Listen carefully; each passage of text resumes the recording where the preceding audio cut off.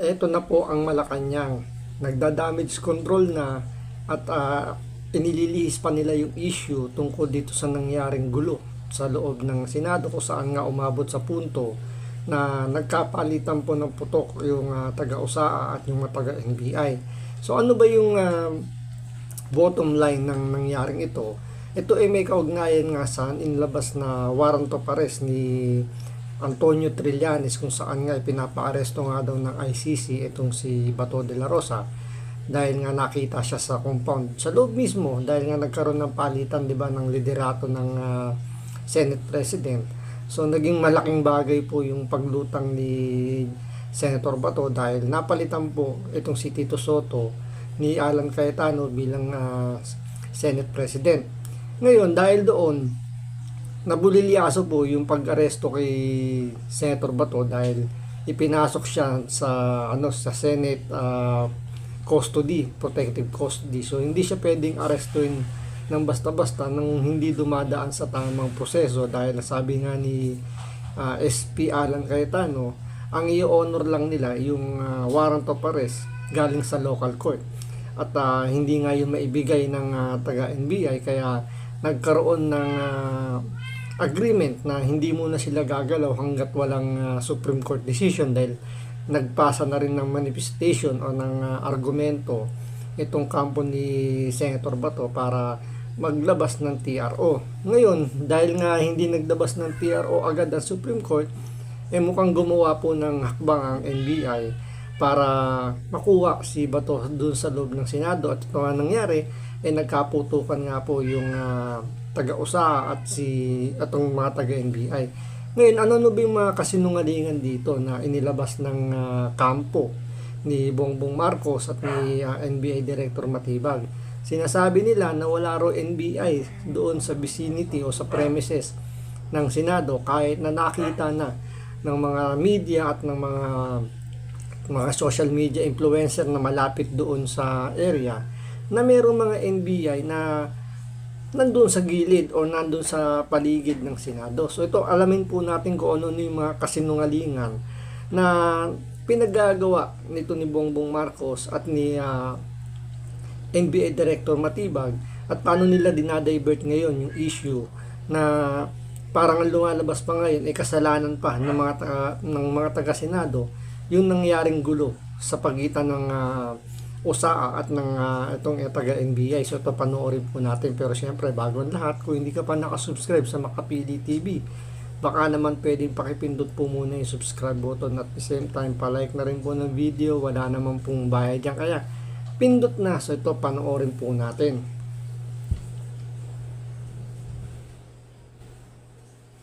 Ito po ang ating pahayag patungkol sa pangyayari sa Senado kagabi. Mga bandang alas 4 ng hapon kahapon, May 13, nagsagawa ng live stream si Senator Bato de la Rosa sa kanyang official Facebook account na umano'y aarestuhin siya. Sinundan ito ng mensahe ni Office of the Sergeant at Arms, Retired Police Major General Mau Aplasca, sa media na may aarestuhin sa Senado. Ilang minuto pagkatapos ito, ang mga tauhan ng USAA ay may nakita umanong NBI agents sa property ng GSIS. Ang Senate ay umano pa yung ginagamit niya dito, umano pa ha? umuukupa sa ilang bahagi ng GSIS property. Isang bridge ang nag-uugnay sa opisina ng GSIS at opisina ng Senado. Ang susi upang mabuksan ang pintuan mula sa Senate papunta sa bridge na konektado sa GSIS ay hawak ng USAA o Senado. Si GM Wick Veloso ng GSIS ay humingi ng assistance sa NBI para masecure ang kanilang premises. Ito po ay pinasinayaan ni NBI Director Atty. Matibag. Kaya nagpadala ng NBI agent sa GSIS premises bandang alas 6 ng gabi. GSIS, pamunuan nila, humingi daw ng assistance sa NBI. Bakit? Bakit sila hihingi ng assistance sa NBI? May kaso ba? Hindi, kasi that is so weird. Kung hihingi ka ng assistance sa pulis, kunwari may gulo o merong danger, di ba? Hihingi ka sa pulis, hindi sa NBI.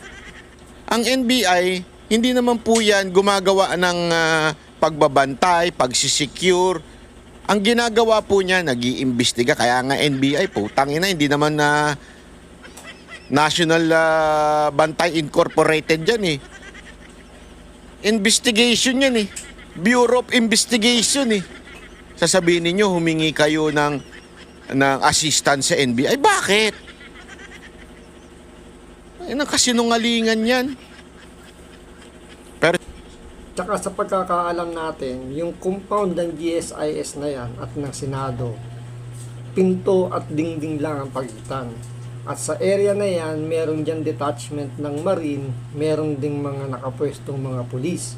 So parang, ang weird nga, sabi nga ni Banat Baito, ang weird lang na para lang i-secure yung premises ng GSIS, bakit kailangan NBI ang papuntahin? Eh meron naman nakadeploy na doon mga na taga-marine na alam nyo, hindi naman sila sakop ng or parang hawak ng Senado. Eh sila ay talagang security ng buong compound para sa mga, 'di ba, mga kung sakasakaling may mga nagugulo, may rallying ganyan.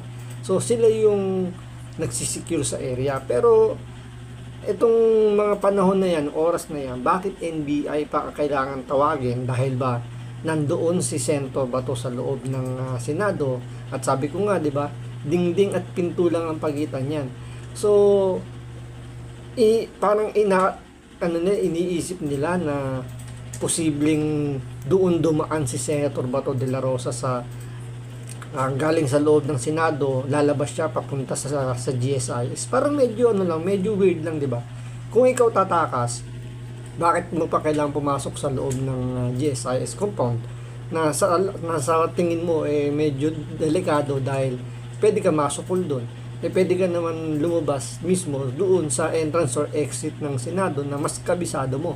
So medyo weird lang talaga yung sinasabi rito na na humingi ng tulong itong taga GSIS dito sa NBI para i-secure yung premises ng GSIS, diba? Or may nagsasabi na baka nagagamit lang itong si GM Veloso para, alam niyo, may sakatuparan nila yung plano nila na makuha nila si Bato de la Rosa sa loob ng Senado.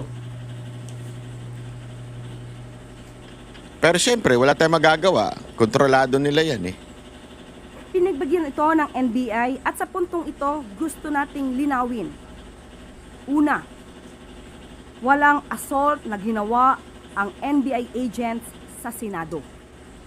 At pangalawa, walang operasyon ang NBI o PNP na arestuhin si Senator Bato.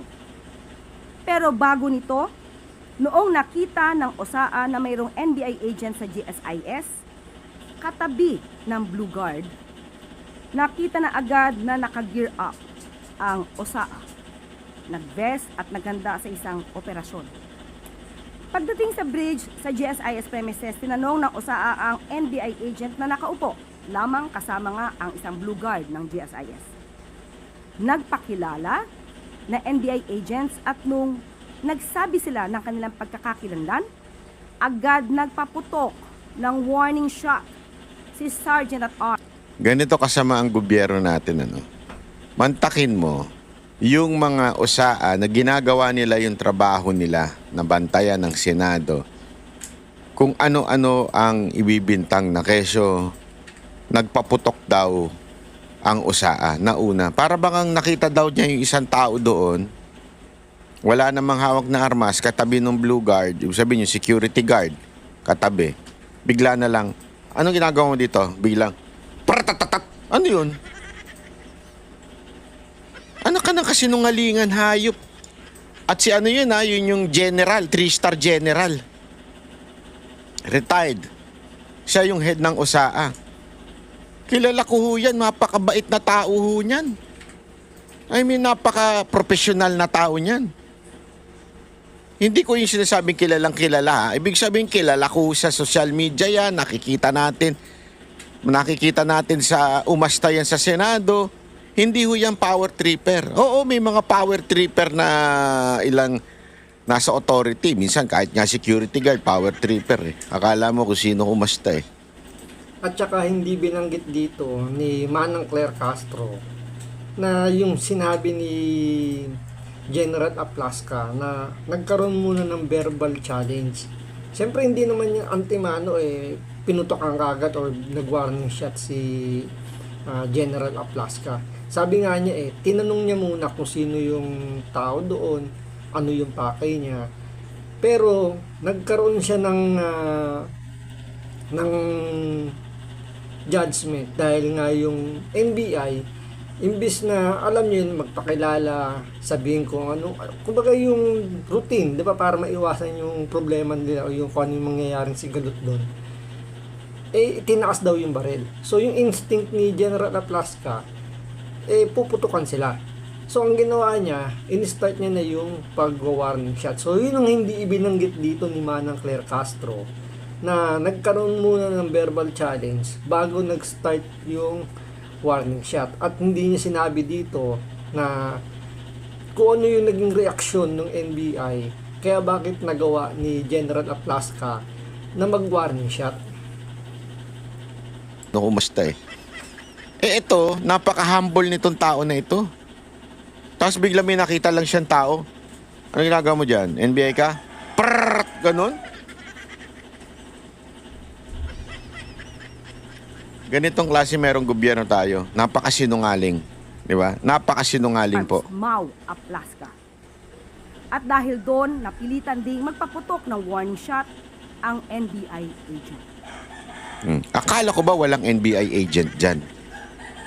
Sabi ng presidente mo, walang NBI agent dyan. Tinanong daw niya kay Matibag. Hindi nga, totoo ba yan? Banat ba? Oo, ito. Kaya nung kausap ko si Director Matibag, sabi niya walang NBI doon. Nandito lahat kami sa opisina. Akala ko ba walang NBI? Bakit nagpaputok din ng NBI? Kaya ang hirap paniwalaan yung sinasabi ni Bongbong Marcos. Lalong-lalo na yung sinabi niya na wala daw siyang order na arestuin daw si Senator Bato.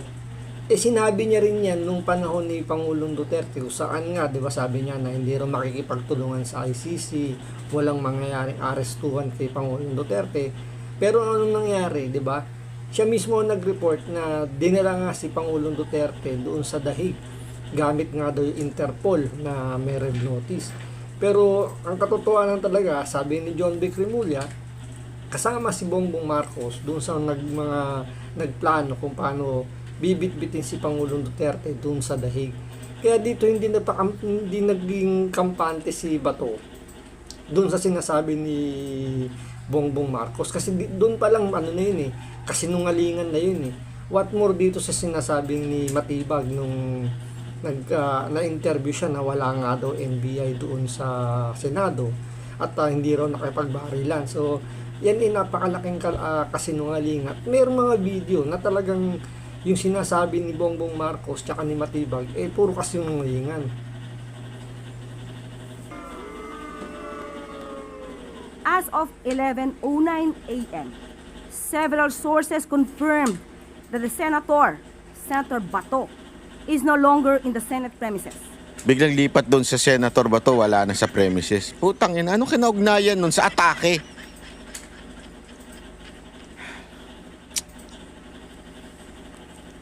Pero in fairness dahil doon sumabog sa pagmumukha nila yung sablay nilang operation. Dahil kung nagkataon talaga na nakuha nila si Bato, malamang accomplishment para sa kanila yan. Kaya ngayon nagiging packaging nila or nagiging nila rito ngayon, script nila ngayon, nakatakas si Senator Bato de la Rosa, si General Aplasca yung unang pumutok ng baril. So parang ang sisi ngayon dito napupunta sa Senado, wala rito kay Matibag na o sa mga kasama niyang NBI doon na nagpupumilit or may ginagawang hindi maganda kasi hindi pa natin makonfirm talaga bakit nandun yung NBA eh. Although meron silang statement na tinawag nga daw sila ng general manager ng GSIS, hiningan daw umingi ng assistance doon para daw ma-secure yung area. Napakalaking kalokohan yon para lang isara yung pinto ng Senado at ng GSIS, kailangan pa ng ng NBI. So doon pa lang malaking kasinungalingan niya eh. Minsan talaga, dahil sa inyo, magkakasakit ako sa high blood. Ang usapan dito, tignan nyo kung paano siya sumegway. Pinag-uusapan dito yung atake eh. Tas biglang, Senator Bato is no longer in the Senate. Umuukupa sa ilang bahagi ng GSIS property. Isang bridge ang nag-uugnay sa opisina ng GSIS at opisina ng Senado. Ang susi upang mabuksan ang pintuan mula sa Senate papunta sa bridge na konektado sa GSIS ay hawak ng OSAA o Senado. Si GM Wick Veloso ng GSIS ay humingi ng assistance sa NBI para ma-secure ang kanilang premises.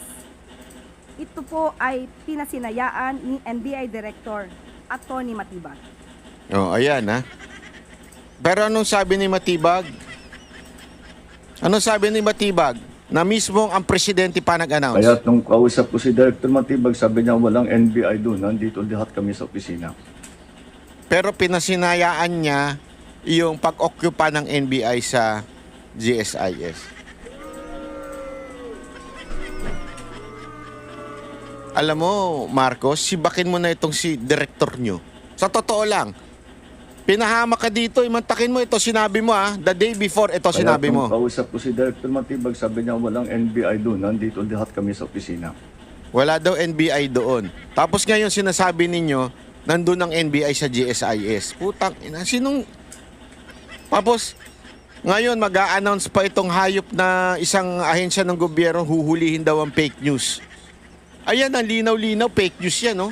Kaya nagpadala ng NBI agent sa GSIS premises bandang alas 6 ng gabi. Alas 6 ng gabi. Pero pinauwi daw ito nung hapon eh. Ano sabi? Hindi, ano daw sabi? Kaya nung kausap ko si Director Matibag, sabi niya walang NBI doon, nandito lahat kami sa opisina. Wala daw NBI doon. Nasa opisina.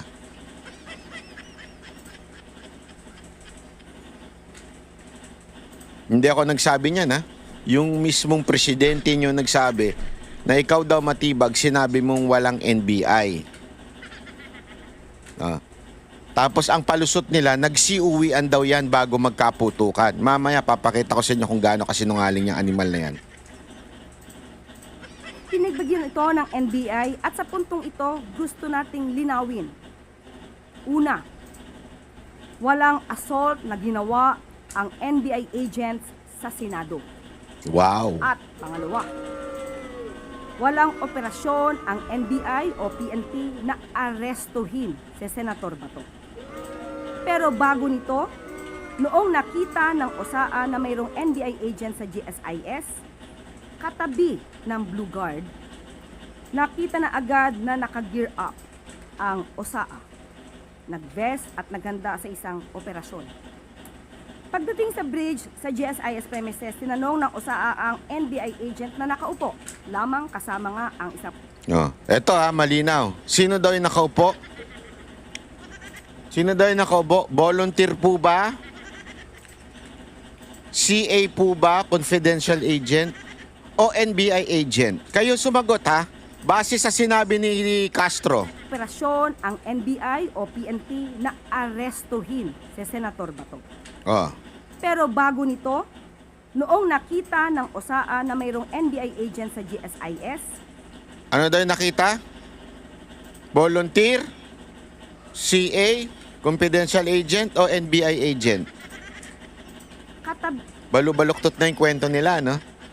Diyan malalaman mo sinungaling eh. Parang yung mga asawa nyo, pag balubaluktot na kwento ng asawa nyo, alam nyo na nagsisinungaling yan. Parang ito, balubaluktot na yung kwento nila eh. Una, hindi daw NBI agent yun. Volunteer lang daw. Hayop. Saka nakakita na andoon, nagbabantay kay Bato, volunteer lang. Direktor, pwede po ba ako mag-volunteer? Magbantay? Ganun lang yun. Ganun na. Kaya pala si Trillanes, merong hawak na warrant o pares daw ng ICC. So, ibig sabihin, volunteer na rin pala si Trillanes ng NBI. Kasi merong, di ba, may volunteer na driver daw yung NBI na nahuli dahil kinuha daw yung tactical bag na naiwan doon. So, ibig sabihin ba si Trillanes, volunteer na rin ng NBI? Yun ang malaking tanong doon. Ganun ang sasabihin ng isang tao, volunteer ako, magbabantay ako dyan kay Bato, ha? Pero dito, ladies and gentlemen, booking na booking. Sinabi mismo ni Castro, NBI agent. Wala po siya sinabing volunteer, wala po siya sinabing confidential agent. Sinabi niya dito, NBI agent. Ulitin natin. Para malinaw, baka sabihin nyo, ako nagpe-fake news eh. Oh, nakabantay pa man din yung mga animal dyan. Hindi ako nagsabi, ha? Ayan na si Castro. Operasyon ang NBI o PNP na arestuhin si Senator Bato. Pero bago nito, noong nakita ng OSAA na mayroong NBI agent sa GSIS, katabi ng Blue Guard, nakita na agad na naka-gear up ang OSAA. Nag-vest at naghanda sa isang operasyon. Pagdating sa bridge sa GSIS premises, tinanong ng OSAA ang NBI agent na nakaupo, lamang kasama nga ang isang Blue Guard ng GSIS. Nagpakilala na NBI agents at nung nagsabi sila ng kanilang pagkakakilanlan, agad nagpaputok ng warning shot si Sergeant at Arms Mau Aplaska. Wow. At dahil doon, Ganong kasama. Yung 3-star general at pinuno ng OSAA. Nung tinanong daw niya, sino kayo? NBI agent. Ulitin ko hindi ako nagsabi NBI agent. Itong alin na to, sabi niya NBI agent. Nung nalaman daw nung OSAA, yung leader nila yun yung OSAA, biglang, NBI ka? Pratatatat, ganun.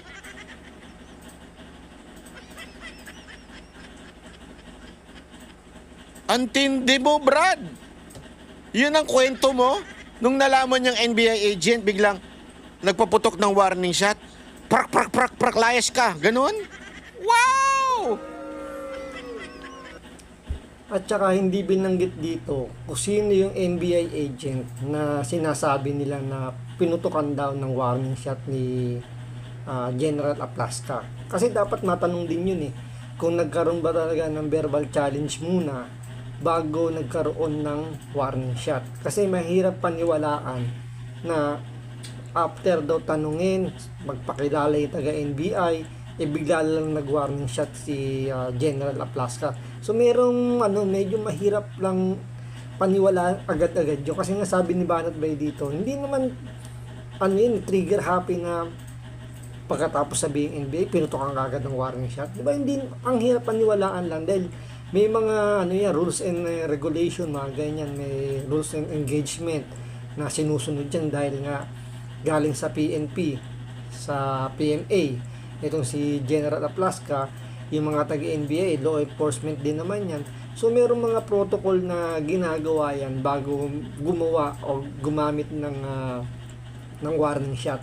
Pero dito hindi nila sinama rito sa report nila. Ang nilagay nila agad daw na nagpaputok ng warning shot pagkatapos daw magpakilalang NBI agent.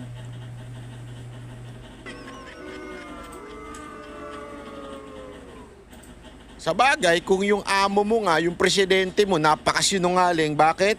Sabi niya mismo, walang NBI agent. Kaya nung kausap ko si Director Matibag, sabi niya walang NBI doon. Nandito lahat kami sa opisina. Pare-pareho kayo sinungaling. Ikaw,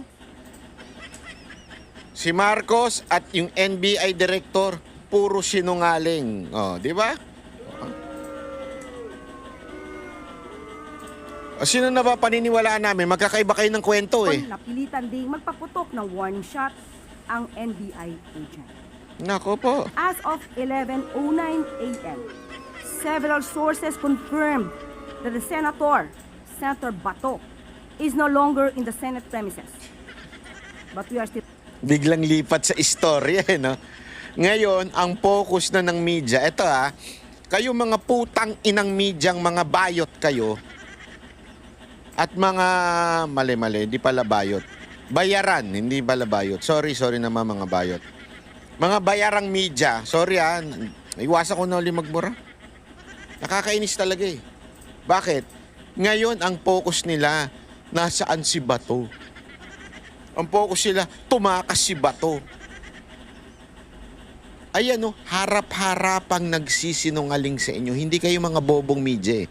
Hindi kayo mga bobo. Aral kayo, mga journalist kayo. Ang galing nyo nga sa mga investigative journalism, mga ganyan-ganyan ninyo.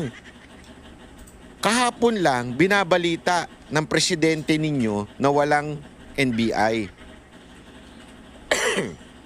Si Matibag, na interview nyo pa, sabi, walang NBI. Tapos sasabihin nyo, wala man lang kayong question about that. Ang question nyo, asan si Bato? Patunayan ko sa inyo Tingnan nyo. Tapusin nyo to. Tanong mula kay Maricel. Kaya nga 'di ba, yung dinadivert na nila ngayon yung issue na imbes na ang focus ngayon dito na yung ginawa ng NBI na mali. Unang-una pa lang dun sa unang araw na nagpakita si Bato sa loob ng nung hinabol siya, 'di ba? Doon pa lang may violation na ginawa yung NBI doon. Although sabi nga nila pinayagan naman daw sila ni Tito Soto. So technically parang hindi natin masasabing labag yung ginawa nilang pagpasok at paghabol doon kay Bato sa loob ng Senado dahil merong may pahintulot yun ng dating Senate President. Pero meron pa rin yun dahil nga hinabol si Bato de la Rosa at pinipigilang makapasok sa plenary. So I think meron pa rin silang pwedeng haraping asunto. Tapos yung binugbog pa nila yung isang miyembro ng USAA dahil hindi nga pinayagan ni Alan Cayetano makalabas yung ibang NBA agent na nando sa loob ng Senado dahil iko-contempt nga nila dahil nga sa panggugulo. So doon pa lang may problema na yung NBI, pero binabaliktad nila ngayon yung senaryo na ang may problema yung Senado. Lalong-lalo na yung kay General Aplasca doon sa pagpapaputok niya ng warning shot. At ngayon ito naman yung pag-eskapo ni Bato sa Senado dahil protective custody siya ng Senado. Doon ngayon nila dinadivert yung issue. Nawala na ngayon yung issue na pumasok yung NBI sa Senado, hinabol si Bato, at yung issue ng pagitan ng na bakit sila winarning shot ng USAA. So doon ngayon umiikot ngayon yung issue na ang lumalabas na ngayon ang masama yung Senado, si General Aplasca, tsaka itong si Senator Bato de la Rosa. So lahat ng kasinungalingan nila ngayon, gumagawa sila ng panibagong kasinungalingan para mapagtakpan yung kasinungalingan na ginawa ni Bongbong Marcos at nito ni General Matibag.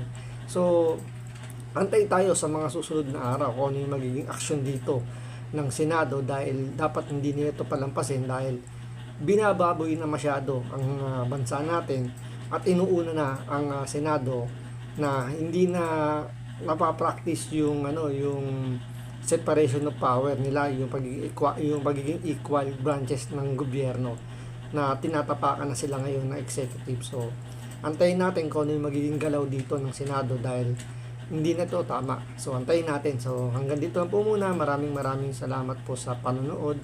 Ingat po kayo lagi. God bless.